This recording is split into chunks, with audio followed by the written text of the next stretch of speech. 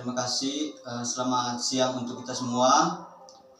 Di sini saya akan menjelaskan sedikit tentang peran agribisnis dalam membangun pertanian di Indonesia.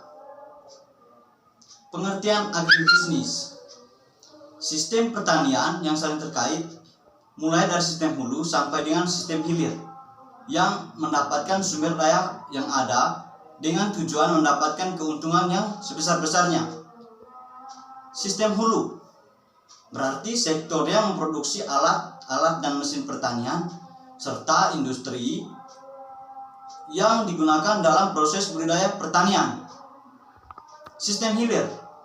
Sistem hilir yang mengelola hasil pertanian menjadi bahan baku atau barang yang siap dikonsumsi atau merupakan industri pasca panen dan pengolahan hasil pertanian. Ada 5 mata rantai dan subsistem. Yang pertama, subsistem menyediakan sarana produksi menyangkut kegiatan dan penyaluran. Sedangkan yang kedua, subsistem usaha tani dan produksi. Yang ketiga, subsistem agroindustri atau pengolahan hasil. Sedangkan yang keempat, subsistem pemasaran. Yang kelima, subsistem penunjang. Pembangunan pertanian. Pembangunan pertanian merupakan cara untuk melakukan perubahan dengan inovasi dan teknologi sesuai dengan potensi agroekosistem wilayah untuk meningkatkan pendapat dan kesejahteraan hidup petani. Ada 3 komponen utama dalam mengembangkan wilayah perekonomian. Yang pertama, sumber daya manusia. Yang kedua, sumber daya alam. Dan yang ketiga, teknologi. Peran agribisnis sebagai suatu sistem dalam pengembangan sektor pertanian di Indonesia. Yang pertama itu, sektor pertanian mampu menyediakan lapangan kerja, menyediakan keragaman menu pangan, dan karenanya sektor pertanian sangat mempengaruhi konsumen dan gizi masyarakat. Yang kedua, sektor pertanian menyediakan bahan pangan, ketersediaan berbagai ragam dan kualitas pangan dalam jumlah pada waktu dan tempat terjangkau masyarakat, penting bagi keberhasilan pembangunan Indonesia. Sekarang manfaat sistem pembangunan agribisnis. Pemerataan perekonomian dalam meningkatkan pertumbuhan. Yang pertama, banyaknya melibatkan tenaga kerja. Yang kedua, mampu meningkatkan efisiensi sektor pertanian.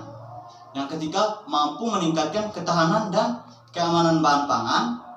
Yang keempat, mewujudkan pemerataan hasil pembangunan. Kendala atau hambatan dalam membangun agribisnis di Indonesia. Yang pertama, iklim tidak bisa dikendalikan sehingga perlu membangun strategi dalam pembangunan agribisnis. Yang kedua, kurangnya modal bagi para pelaku agribisnis.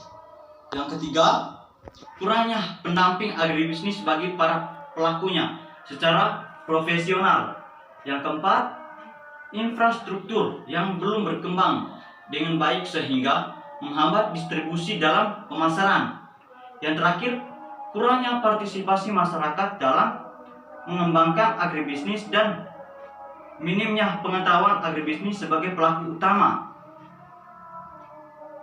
Upaya-upaya konkret yang dilakukan untuk menghadapi kendala atau hambatan tersebut. Yang pertama itu, melakukan penelitian dan mencari strategi dengan teknologi yang dapat dalam mengantisipasi iklim yang terjadi. Sedangkan yang kedua, adanya kebijakan pemerintah bagi dunia perbankan untuk memudahkan permodalan bagi para pelaku agribisnis. Yang ketiga, membangun dan membenahi infrastruktur khususnya pedesaan yang menunjang kegiatan agribisnis. Yang terakhir, melaksanakan pendampingan agribisnis kepada pelaku utama secara profesional dan berkelanjutan, dan memberikan pendidikan dan pelatihan mengenai keuntungan agribisnis kepada pelaku utama. Baik, terima kasih. Mungkin itu saja presentasi yang saya lakukan pada siang hari ini. Semoga materi yang saya jelas ini dapat bermanfaat bagi teman-teman. Baik, terima kasih.